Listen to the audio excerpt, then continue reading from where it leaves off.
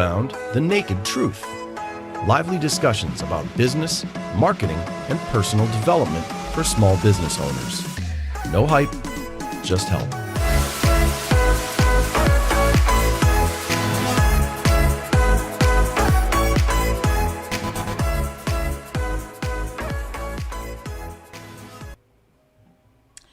It's the last Monday of June 2020. It is. I didn't even think of that. That's true. It is the last Monday of June 2020. Gosh, everything's going by so fast. I know, right? How is it that like we're in a pandemic and so you sit home most of the time and then things still time go flies. by fast? Right? It's because you and I are actually doing something. We're not running around, right? You're not running around, just sitting here working. And I'm like, oh, and a month just went by and it feels like a day. It is. It is. Before we dive into everything that's changes this week, let us remind you that you don't want to see this one. That we have a wheel. I'm like, now I'm lost. What We don't want to remind you this one. We will remind you that in a second. We want to remind you about the wheel of names. Speaking of which, did you send your cookies? Did I send my? No, I need to do them today. So I'm sending them today. And yeah, I'm gonna get them out today. Well, I might get them out tomorrow, really. I don't know. Oh, and somebody's here at my house, apparently. Okay, so let's keep going. Who's coming to your house? What the heck? It's just probably, it might be my mom, might be my dad. This is what happens in New Hampshire. We have very like liberal. It's my mom. See, it's my mom. This is what happens. We come in and out. We go, we love, we wave, we leave food for each other sometimes. We do things like Israeli. That is super cool. That's good. It's good. Hi, Mama. Yeah. See, look at this. This is what you think I'm kidding. Look, my mom just brought me strawberry muffins. See, this is what happens. Like that is super cool. You gotta. This is everyone should live near their family still. That is so true. Not everyone. Some people should live as far away from their family as they can. Possible, right? That is so cool. So, you know my address, Paul's mom. Now we're getting requests for shipments. Good luck with that.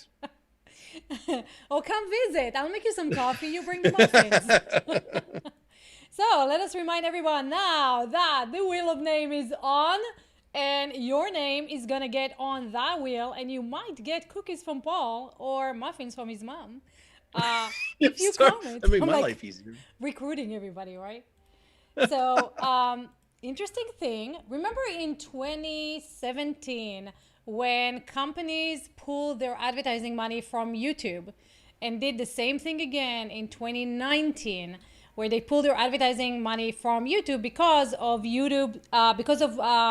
hate speech. There was so much. So companies were finding that their ads were showing on hate speech videos. And they're like, hey, unless you figure that out, we're taking our money and our budgets out, right? Yeah. But then now they back again to YouTube, right? So same thing is happening with YouTube now, with Facebook now, right? So a lot of companies are taking their money out from big time. I heard that. So I just saw this morning, the latest thing says they've lost 60 billion in market value in 2 days. Which is really interesting because what I read is that it's only 6% of Facebook. That's the first thing I thought. I thought, how nice must it be to be so gigantically valuable and big that in 2 days you lose 60 billion and it's actually not that much. Yeah. For you. 6%, right? Oh my God. Which is really interesting because, and this is actually a great lesson for everybody. So they're losing the whales, but really the people who are still spending money on Facebook, it's the small business, right? So like people like Starbucks is taking out $45 million out, but still the small business is putting $100,000 here and there and stuff. So the whales but will are they not keep? big. Because don't we tend to follow bigger brands that we respect and admire? So couldn't it trickle down to smaller players going, well, if Starbucks is doing it and so-and-so's doing it, you know what? I'm going to do that too. Actually it's in reverse.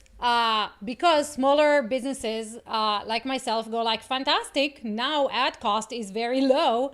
Let me get in and actually get some market share because they're not advertising. So it's an interesting thing, right? Like John Benson was commenting on my share of that, of who's Facebook to, well, he goes like, this is all virtue signaling, right? These companies don't really have any values. They're just, playing to the field, right? The economic field right now. I think Starbucks is the exception to that. I think Starbucks has an established track record of really making efforts to be a company that has a moral compass, much more than, and again, no one's perfect, right? Yeah. But I think when you look at that Starbucks, the benefits they give their employees, the idea that they were one of the first ones when the pandemic came out to tell their employees, like, you don't have to come to work if you don't feel safe. They've had time and time again, you know, and they do like, they started doing loans for their people, right, and yeah. you know, like, yeah. So I think I get what John's saying, and I think there's probably a lot of companies that are virtue signaling, but certainly it can't be all of them. And so, you know, there's still some good stuff coming out of it. And what's interesting is like that conversation of whether or not this platform should even have a say, right? Like whether Facebook should be the one that removes content or doesn't, or kind of like our moral compass, if you will, because like it's a fine line between what is considered hate speech, right? Is like John was saying, let me say that again here where he was commenting. So if you're saying whiteness is toxic, is that a hate speech? If you say BLM, Black Lives Matter, is a Marxist organization, is that hate speech? So now you're coming into a fine line of like defining what is hate speech. And the problem with that is that you become the moral compass of the world. So what you consider hate speech, it might not be hate speech, right? Perlin Yeah, but the alternative is completely unacceptable. Zuckerberg keeps sitting in front of these committees and stuff and basically making that argument and saying, who are we to censor? Well, who are you not to? You have to have, who are you to not take a stand?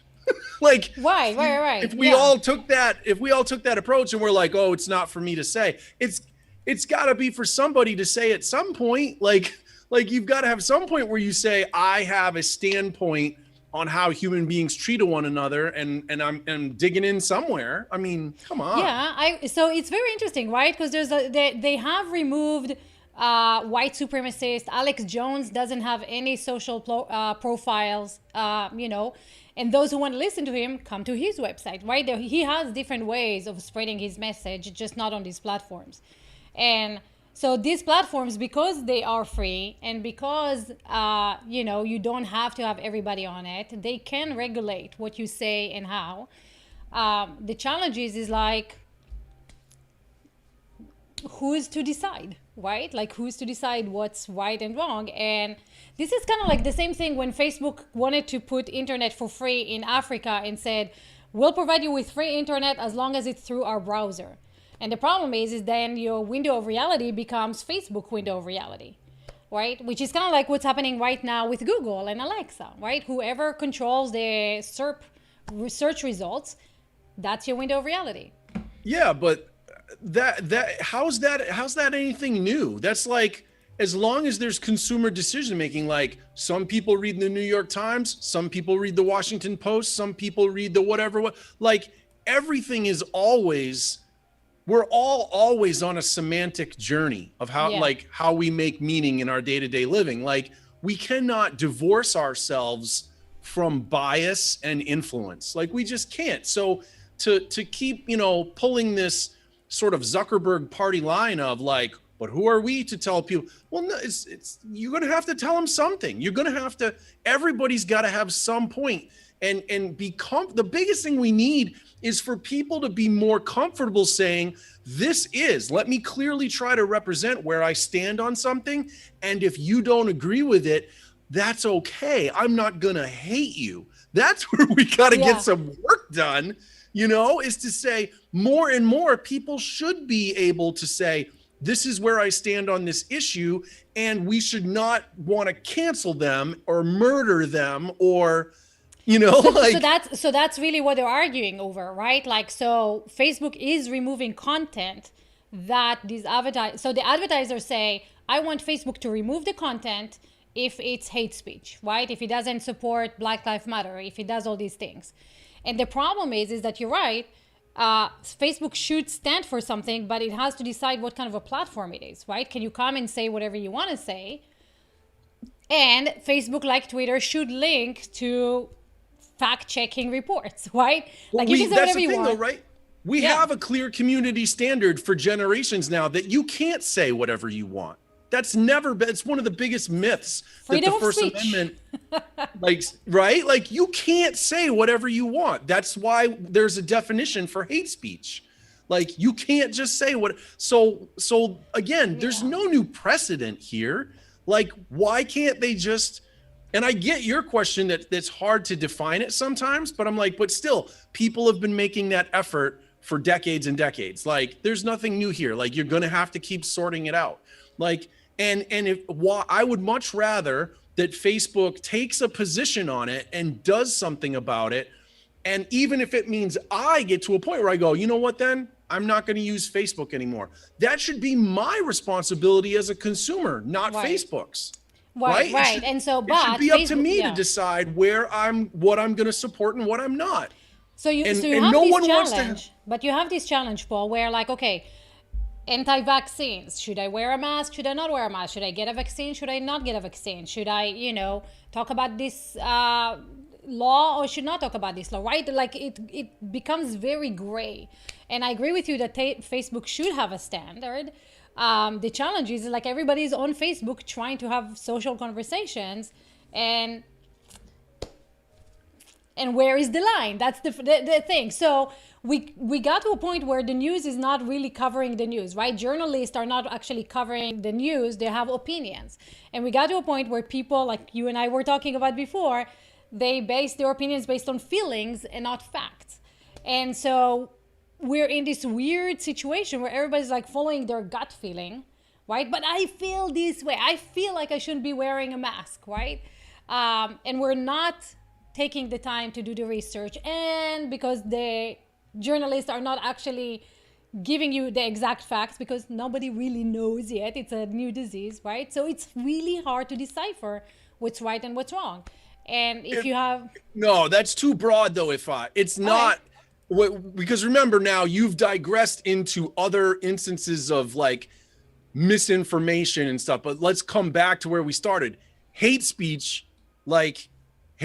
just isn't okay. Like there's no gray area. Speech, but I agree with you with hate speech. But what I'm saying is like there is a fine line for a social platform, right? Where what you define as hate speech. Like John was saying, if I'm saying whiteness is toxic, is that hate speech?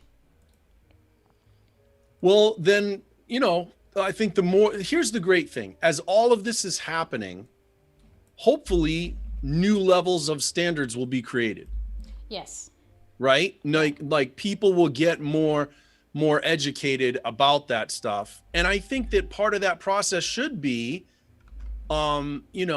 some of those things, maybe, again, I'm not an expert on that stuff, so I don't know how to answer that question, but I would say like, maybe some of that stuff will result in people who feel like they're woke and on the right side of things. Maybe some of their stuff's going to have to get taken down, because it's never only one side that goes too far.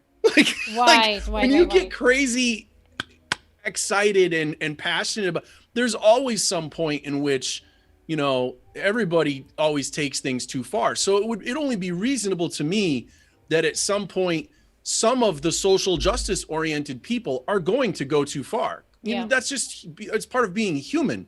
And again, so like maybe they do have to have posts taken down.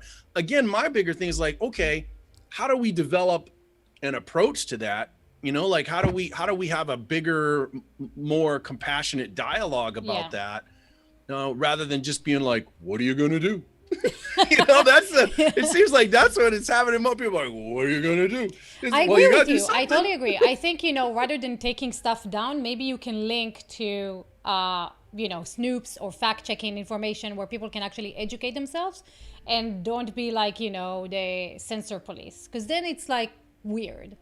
So if you're a company that's so big that only losing 6% of your market capital value or whatever you call it translates to 6 billion, or what was it, 6 or 60 billion? I don't know. Probably. Yeah. But if you're that big, maybe you can afford to like develop your own your own internal fact checking department where you start, like, if you can build a company that's this mammoth and does all the amazing things that Facebook does, I don't know, maybe you could start building like positions where people actually check facts and you have a little, like, is that so much to ask? Yeah, Twitter is doing it, right? So Twitter and Facebook was doing it at the beginning of the elections, right? They will be like, hey, this is an old post. This is from this place, right? You would see information popping up. So they could do it. They are doing some of it, but they are removing some posts that don't fit with the guidelines. So that's what these companies are fighting over. So before we move to the next one, so Virginia is saying, how do you create this great background? These are actually Zoom backgrounds. They're free to download. So I will share a link in here, bethenakedtruth.com live. You can hop on in and you can get a link to these amazing backgrounds. Good to see you here. Natalie from Oregon is in the house. Natalie, you know where to join us. Amy, Awesome Mary from Twitter is saying, she agrees with you, Paul. Stand up for your values. Add a fact checker. And headline followers, not researchers. Yes, so that's the problem with journalism, right? We became clickbait things rather than actually covering the news. So that is a problem. And if what's really important that we haven't, I'm like, this needs to be said because it's like, I know you know this, but I'm like, sometimes the way that journalism has evolved has been a conscious choice of human beings. Like, meaning? I think that's it's important to remind ourselves of that. Is like, journalism didn't just sort of happen to skew the way that it's become. Like, people in positions of power in the institution of journalism made choices about what's more profitable and changed the way journalism operates. Yep. And that is no one's responsibility but theirs. Like, remember the book we read that we talked about, Trust Me, I'm Lying? Yeah. It's the whole thing. Right? That's the whole thing. Yep. So that's again where, if anything, what we do have a responsibility for is, are you taking that for granted and choosing to continue to support, these groups, these companies? Like, even if you're in this world, it's easy to forget. You think, what? I don't even have a subscription to XYZ journalistic company. Right. You go, yeah, but if you're going to their site and they're making ad revenue off of you, really, you're supporting them. You're helping them make money. So you have to get to a point where you go, all right, then I'm just not going to consume them anymore. Yep. Yeah. Amy's saying Barbara Walters is a journalist. It's really interesting, right? Because you start going to decide who you're following, who says the truth, right? And who are you going to follow and who you're going to believe, which is one of the things that you shared. Trust is hard to develop online. Which is kind of funny. It's like, yeah, okay. They had a study and you're like, needed a study for that? Like, right? But it's interesting, right? As you're saying, technology is changing. It is so easy now to make things go viral. Just put money behind it, right? And now you get 100,000 views because, and a view is so cheap. It's like a cent. There's nothing, right? So you can get so many views and make something go viral and make people believe that it's real when it's not, simply by, supporting it financially. So we have deep fake, we have fake ads, fake articles, fake images, fake videos, right? How do you know what's real? And I think that is the biggest problem that we're just talking about with Facebook. How do you know what's real? And if people don't know how to decipher, it's so weird to me. It's like when you read in an article, we think it seems like there's a big probability that we might be going. I'm like, aren't those words kind of like, oh, this is not fact? This is an opinion? One of my friends posted an article the other day about the big Saharan dust cloud. Yeah. They posted an article from MSNBC, and the headline said, huge dust cloud could pose deadly health risks. And they were like, oh, great. Yeah. And, the common joke of it's 2020, like what's next, but they were like, looks like this could be the next thing. And I was like, wait a minute. Like, did you notice they wrote could be? Yeah. Like they're not saying like this is good. Like, and we've just become blind to it. How Yes. often they do this. They use it to get you to click of like, am I going to get killed by the Saharan dust cloud? No, you're not going to get killed by the Saharan dust cloud. Like, could it bother some people with asthma? Yes. Like it could. Could it hurt? Could it really hurt? Even maybe hospitalize some people in urban areas where the air quality is already bad? Yes, it might. But if you read more than one article, which there have been articles coming out for weeks about this thing as it's been coming across the Atlantic, the articles say it happens every year. This year's just more intense than previous years. Like, it's nothing new. You'd think there was like an asteroid coming or something, you know? And the article that I read was like, hey, we're going to have beautiful sunsets. Beautiful sunsets, because right? air pollution makes prettier sunsets. Yeah. It's going to be like all, you know, like beautiful. Yeah. And like Leo, I showed it to Leo and he goes like, Ima, let's drive down there and see it. And, right? So it's really funny how you can take something and flip it and make it like, you know, this is scary, this is going to kill you. Oh, this is beautiful and this is nice. It's clickbaits, right? Clickbait. Speaking of clickbaits, and Amy says red flag words. Yeah. You know, it's kind of like maybe we need I don't know, like, do we need to re-educate? What's that? It's its own kind of fluency. That's what it's its own kind of fluency. Like, and again, it gets so easy to take for granted. You have to develop a fluency for red flag, you know, headlines, red flag words and titles. Yeah. Every time you hear could be, might, probably, we think, we wonder. It's really interesting. Like, I think I told you about that one. Like, I have friends who are like super educated, right? High position in the Israeli army, all that stuff, can't pick up on these words. Fascinating. Anytime you see a headline that just has a question mark at the end of it, that's a red flag. News agencies aren't supposed to be asking you questions. They're supposed to be reporting the news. Yes. They're supposed to be telling you the facts of what happened. And so if there's a headline with a question, you should immediately go, It's true. And I'm sorry, it's Mary on Twitter. Hey, Mary, if you want to join us, BeTheNakedTruth.com live. You can come in, say hi, and have a conversation about this. Speaking of conversations, a woman defies 1 in 50. You know, the first time when I read this, I was like, she won the lottery. Seriously, what are you talking about? Right? How is that winning the lottery? No, because I'm reading 1 in 50 million. The first thing that jumped to my mind is like, oh, she got the lottery. But no, she has. I'm going to be like so stereotypically male right here because I just got focused on the lady parts. Like, I was like, you read the article, she has 2 wombs and 2 cervixes. I was like, what? Right? I was like, what? Like, what happens when you have 2 cervixes? Like, I just couldn't even. And I got, because I don't see and I can't even talk. I couldn't either. I was like shocked as well. I was like, what's happening?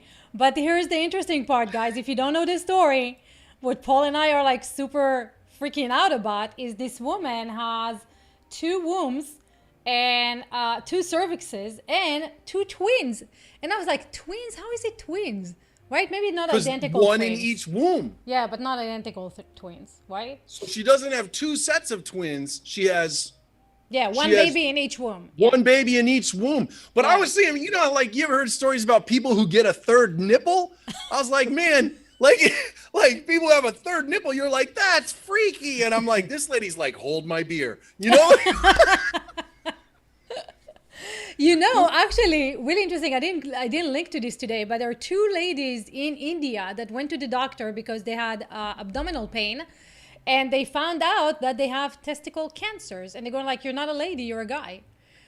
What? Isn't that interesting? Here, I'm gonna find this out. Super fascinating. So the woman like and testicles were up inside of them. Isn't it crazy? Yeah. So. Woman. Biology is so strange sometimes, the way stuff works out, you know? It was so fascinating. It was a woman and her friend, and they're just, they came to the doctor. And so I'm watching in Netflix, I can't remember the guy, like a comedian, a stand-up comedy, and he's Mexican, and he goes like, a guy goes to the doctor, and the doctor says, "Hey, you have cancer." And he turns to his wife and he yells at her, "You see, you made me go to the doctor. Now I have cancer. A minute ago, I was fine. I go to the doctor. I have cancer." So, but this one, like, let me find it. It's not fake news, Mary. It's not. It's, So wait, before you move on to anything, I gotta ask you this about the article, though. I never made a baby before, so I have to say I was a little confused at how excited she was. Like she seemed like extra excited, and I was like, is it the way they wrote the article? I was like, is she just extra excited because she's having twins? Or is she, some ways it made it seem like she almost thought it was extra special just because she had one in each womb. Where I get that it's like very interesting, but at the end of the day, I'm like, but you're just gonna have 2 babies. Like, what's so special? Like, yeah, you know, and she had kids before, and they didn't discover it before. Exactly, and I'm like, why are we? Okay, so I guess maybe just appreciating the miracle of it. Okay, cool, totally get that. But I was like, is it really so like, oh, it's like winning the lot? Is it like that? Or you're just like, no, I'm having kids. I'm making babies in me, you know? I don't know. And you know what? It's really weird. Like, I was like, how does it feel? Right? Does it feel any different than just having one baby in one uterus? And yeah, like, I could not tell you. it's fascinating. And I'm like, how did they even get there? So like into 2 different ones. And the article, right? That's what I meant before. I'm like, so like, are the cervixes right next to each other? Is one over here and one's over here? Yeah, like they just, you know, there's not a lot of room probably, but like, what's going on? There's there's extra hardware, and can't help but wonder. Yep. I don't know. Mary says she's excited because it's unique. Maybe it is definitely. It's very unique. And they do say that they might be identical. Here's they might be, could be, should be, but it could be identical twins. The twins. I don't get that either. If they're in 2 totally different wombs, then they must have gone to 2 different eggs. So how could they be identical? No idea. Right? It's like very, very, very weird. And speaking of weird, this woman diagnosed with testicle cancer discovered she's a male after 9 years of marriage. Come on. Right? So imagine going to the doctor and going like, hey, dude, you're a guy, actually. So it did happen in India. Wait. She couldn't just be male, because clearly if she made it that far not knowing she was male, she must have had a vagina too. Yeah. So she's both. But really, she's a hermaphrodite? I guess so. I don't know. See, again, this is where the terminology. Look at this. Blind vagina. Dead end vagina. So they don't connect. That just sounds harsh. Like, can you imagine being told you have a dead end vagina? So they don't connect to internal reproductive system inside the body. Birth defect that women have. There's no suffering. But then you also have so this kind of sucks. Like, you discover that you are a male, and not only that, you discover you're a male because you have cancer. Like, she can't just be a male if she's got a dead. I can't even say a dead end vagina. Like, she can't just be male because she has it. She's got to be like both, right? Yeah, I guess. I don't know. But this is where, again, now more than ever, with our trying to come to new understandings of gender and stuff, I'm like, I'm going to pass on that one and let other people work that out. And I'm just going to say, okay. Yeah. Right? Yeah. Holy moly. Yeah. Super interesting. So dead end vagina. Boys, that's the best term they could come up with. Like, seriously. What was the other one? It's there.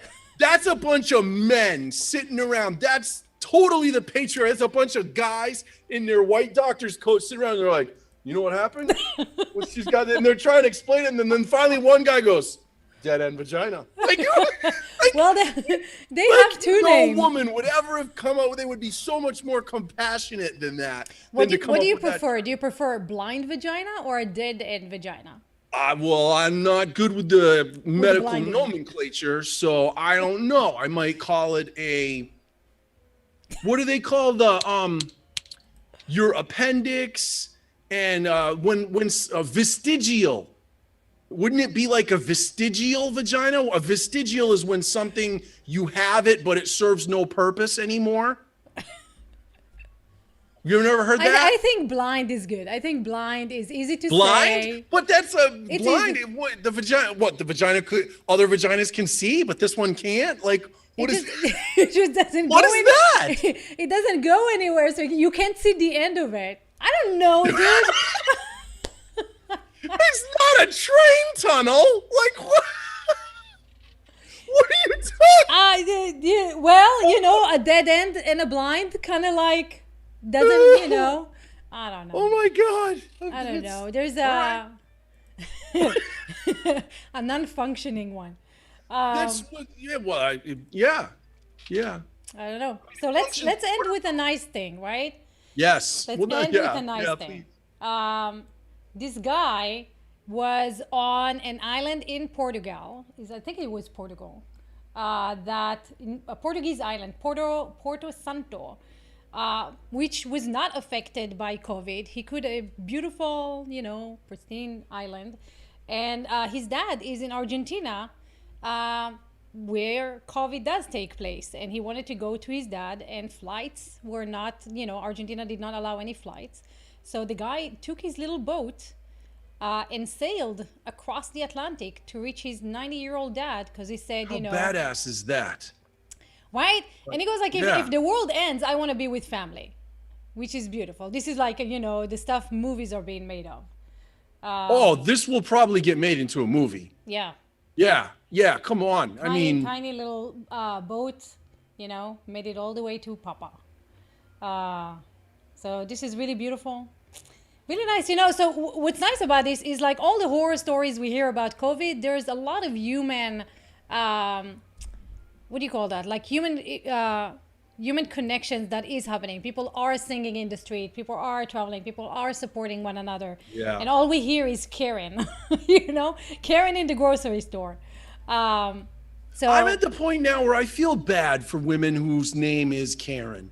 yeah, Because the amount of Karen documenting is like so huge now Yeah. that I'm like, Yeah. I feel like again, if we're in a time where we're trying to really highlight like justice and being kind, like you know, there are real people named Karen. Like maybe we should stop that, right? with that haircut, with the Karen haircut and everything.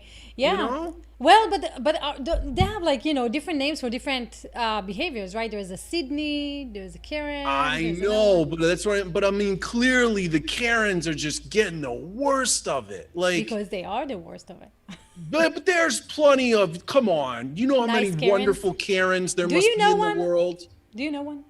I don't know one. plenty of Karens. Okay, Yeah. I know. And I know Karens who are, you know, beautiful, kind people. That's what I'm saying. Like, so, you know, like, it's like it's becoming this really, you know, snarky, super snarky thing. And I don't know. I just feel like. Did you it's want them gotta to be- create a new name? Is that your like? Yeah, I'm like, come on, like, find a better term at this point, right? Find a better term. Like, I get that it was all kind of just in jest at first, and then it caught on, and that's nobody's fault. I get But it. there's a whole website because I didn't know anything about That's a what Karen, I mean. right? Is now it's getting so big. No. There's a Yeah. website about all these, like it's both genders, Chads, right? there's yeah. Chads and Yeah. Karen. Yeah, I know. Yeah. I know. Yeah. You know, I didn't know. I know. I had to go look it up. I was like, what the hell is a Karen? You know But- that I don't know if she started it, but I remember many years ago reading an article about Paris Hilton, Mm-hmm.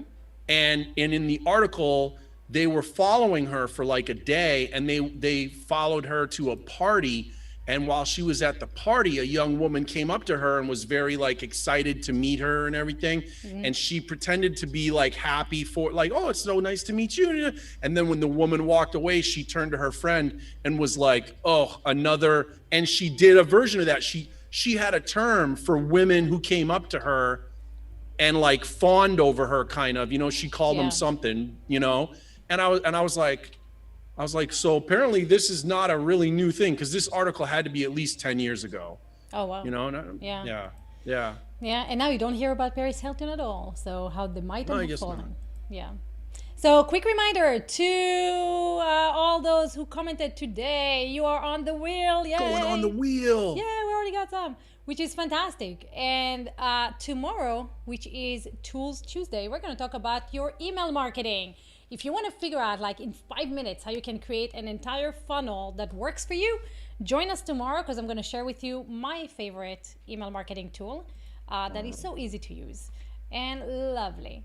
And if you have any questions or comment, this actually Wednesday, we're going to be talking to Natalie, who's going to come in and we're going to help her with her marketing.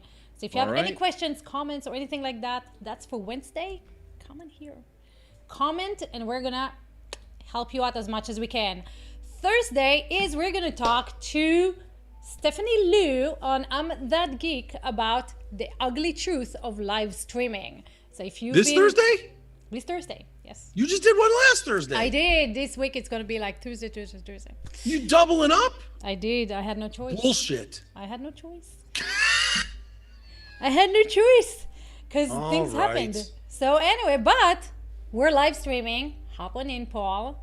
Don't shun us. And let's talk about live streaming, the ugly truth about live streaming. What it's like, what are the tools, what are the tips, what it's like to be on all the time. How to actually build an audience, storytelling, all that jazz. And then Friday we'll do happy hours with you and maybe Paul's mom is going to send me some muffins. Maybe. I don't know. I'll bribe him somehow.